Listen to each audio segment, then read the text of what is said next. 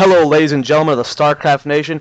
Zoya here, and with me, of course, is my buddy Unknown. And today we are interviewing Geoff Robinson, also EG in Control. How are you today, in Control? I'm great. Thanks for having me, guys. It's a pleasure. And so right off, we're just going to jump right into the questions. First, everyone wants to know who you are. Tell us about your gaming history, Brood War, and StarCraft 2 specifically. My name is Geoff Robinson. I'm 25 years old, currently residing in Fontana, California. I'm from Seattle, lived in Portland for a long time.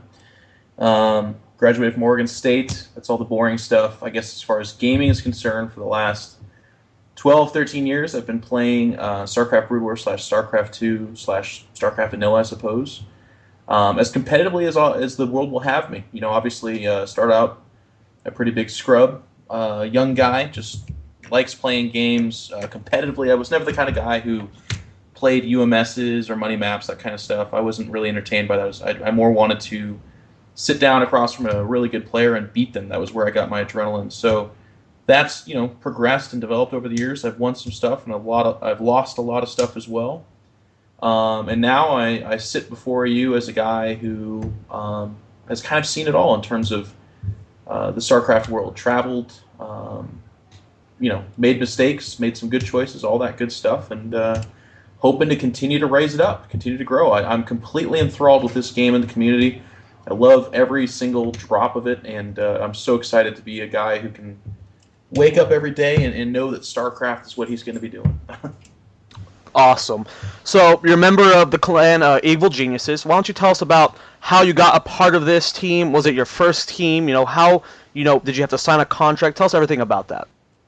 Well, you know, it's really cool because Evil Geniuses is even more so than just a team. It's actually an organization. It's like a company. And they take this game and other games very, very serious. They want respectable, communicative players who kind of represent the brand and the companies that are generous enough to support us. They want it. I mean, it's just the whole package deal, and that really strikes a chord with me. It's really attractive to me because growing up, I was fortunate enough to be a part of very strong and respectable sporting organizations, teams that weren't just a bunch of people playing a game. They were more like a well-oiled machine, and that's just kind of how I've been cultivated and raised up.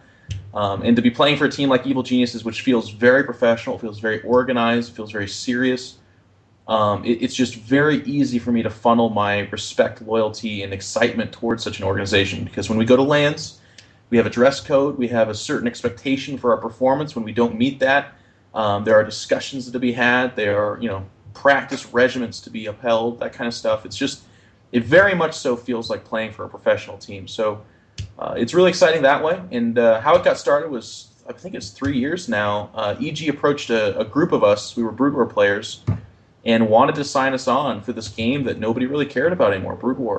But the idea was that they scratched our back then, and we scratched theirs in StarCraft 2. And it's been a great relationship ever since. They've flown me to wonderful, wonderful places around the country, and also even beyond Korea and hopefully Europe soon. And yeah, there's definitely contracts involved. You know, anytime you're representing companies like Intel or MSI Notebook and SteelSeries, these kind of things, it's not just like they hand us a check and then they're off, you know, to go chase rainbows or something like that. It's very much so a very serious organization. So, you know, public performance and using their gear, all that kind of stuff is very much so monitored. All right, cool. So recently you sort of transitioned from more of a pro gamer to an ambassador of esports. Do you want to take us through how and when that started to happen? Yeah, you know, it's interesting. Actually, I had the I was fortunate enough to have dinner with my dad. I actually just got back from it. He's based out of Seattle, but he does a lot of business down here as well. So we actually just went out for dinner, and one of the things I had told him that's kind of like almost like existentially I'm experiencing this. It's surreal to experience on the fly, but you know, I was a pretty prominent player, and I was obviously active in the forums and that kind of stuff. So I was fairly well known, and you know, I have my notoriety one way or the other, and but I could, you know, I could spout off on someone. I could make a joke on state of the game. I could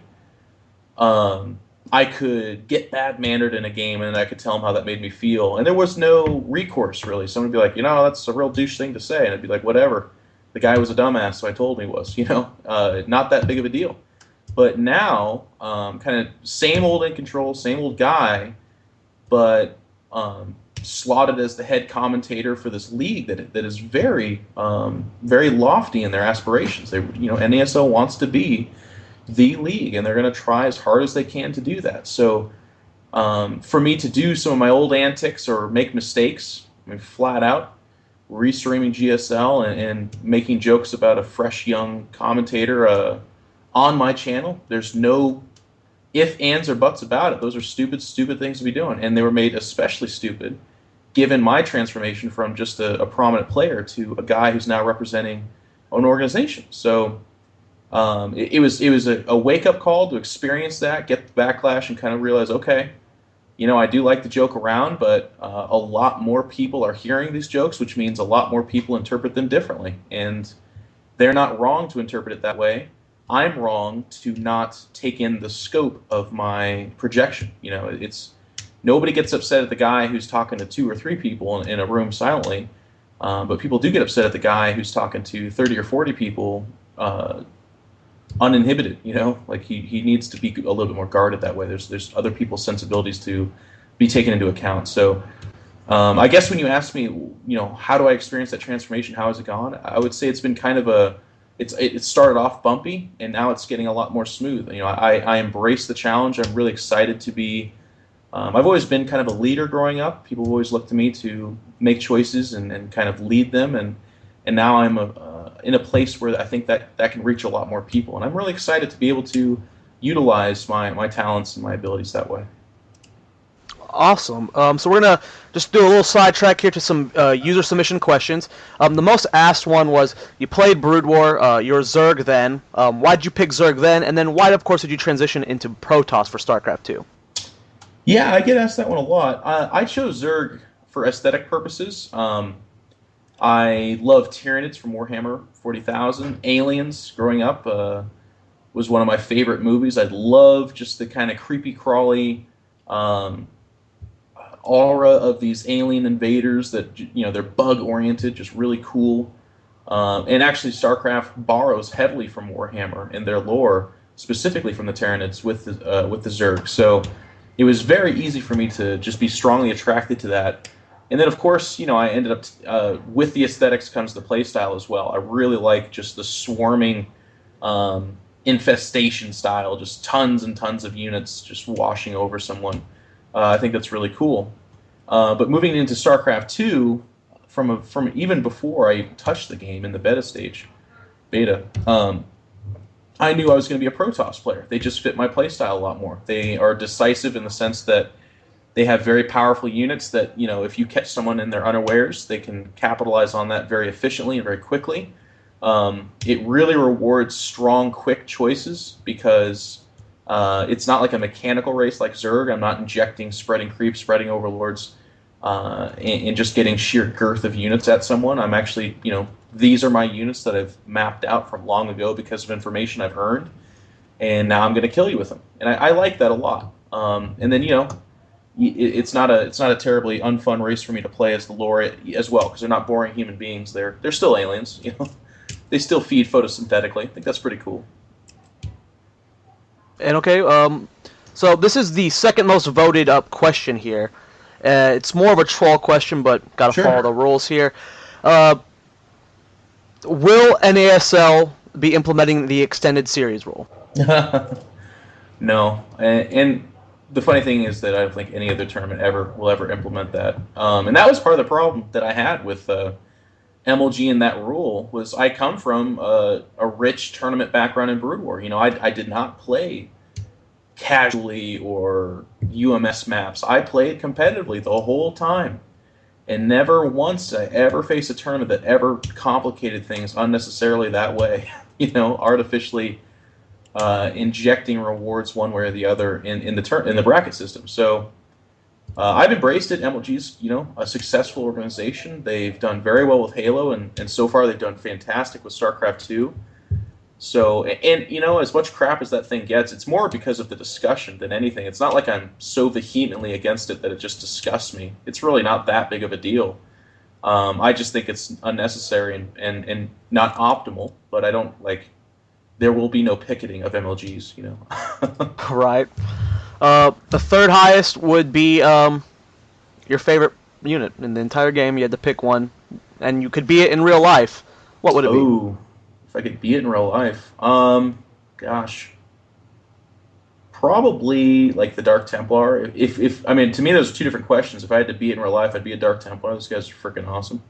But my favorite unit in the game, probably the Stalker. Blink Micro is just so. I really feel like you can do things with the Blink Stalkers that it's like almost artistic. It's like poetic. And I think if we have land mode, I think that would be exponentially greater and more so. But I think you can say that about a lot of the units in the game. Just with flawless micro and reaction time, I feel like those units could be, kind of like what stacked mutas were in Brood War. Just you'd look at that in awe. Your jaw would literally fall open. You couldn't stop it from happening. You'd just be like, wow, that's awesome. Okay, now this is the last viewer question for now. This feels like it's going to be a semi-long interview, so I don't want to overflow you with these. What do you do to prepare for a big tournament such as MLG, practice-wise? That's a fantastic question because that's actually that's evolved for me over the course of the years. Specifically in StarCraft 2, specifically the MLG, which is as of right now kind of our big offline events that we can look to and count on to be representative of our preparation. I would say I get in the hours. I definitely put things aside. Anna, my girlfriend, kind of knows that right now. When I say I can't be on a phone call because I got to train, there's no arguing. In other times, she might be like, you're supposed to talk to your girlfriend, but right now it's like, okay, sorry, which is cool. She's plugged into how important these things are. So I put in the hours. You definitely have to train with your team. I'm privileged to be on a team of professionals, like we talked about, EG, very, very good players, and we've got Protoss, Terran, and Zerg represented there. So I'll train with Idra, I'll train with the Axe Lab, and then hopefully when Demuslim gets healthy, we'll start hammering out builds against Terran there as well. But then also I like to keep my nose to the pavement in the sense that I like to play ladder games so that I know what's kind of trendy, what's going on out there, and see what other people are doing. But then the really important, I guess the transformation that I was talking about is that I used to get like super jacked up. I used to listen to hardcore metal the whole time, and I used to, just really get really amped up into it because that's how I trained for football. But what I found when watching like these top tier professional gamers in Brood War and StarCraft 2, they look like they could fall asleep in the booth, right? They look like they're so damn calm they could literally just fall asleep or die, and it just wouldn't be anything different to them. And I think there's a lot to be said to that. They need to be calm. You need your mind to be working at the calm, optimal speed, not like adrenaline based, especially for these long tournaments. If you lose the first round of an MLG and you're not in the top 16, you have to play 23 best of threes to win the thing, and that's a frickin' marathon. So I'm listening to calmer music now. I'm taking deep breaths, and I'm just being very patient. All right, cool. This one's got a few parts to it. So, what are the biggest hurdles you faced personally as a gamer, other than Dance Dance Revolution? What are the biggest hurdles facing Western esports as a whole, and what are your plans or ideas to overcome these hurdles? Okay, you might have to repeat a couple of them because try to get pretty thorough responses. But for me as a gamer, that was the first one, right? Was my big hurdles as a gamer? Yep. Balance and time, and I think the time one's going to come off fairly privileged because a lot of people have asked me, hey, egincontrol, I want to be a pro gamer. How do I go about doing that? And it's not for everyone. You have to play this game around 10 hours a day. Obviously, that's not like some magical number. It doesn't have to be 10. But it does have to be, 7, 8, 9 hours of watching VODs, watching streams, replays, training on the ladder, training with your team, just being in and around the game in order to be anywhere near the capabilities of a pro gamer in this day and age. So it's been hard because from time, I take on all these projects. I'm kind of a yes man that way. When someone's like, hey, Control, is there any way I can get you? I'm like already about to say yes before they're even done explaining what it is, which is my own problem because the more I get into the public, the more people ask me, hey, what do you think about doing so-and-so or this and this? And I've gotten burned a few times, and I've also overextended myself a few times. So I'm still kind of learning that one. But then certainly the other one is balance. I don't play StarCraft well when I sit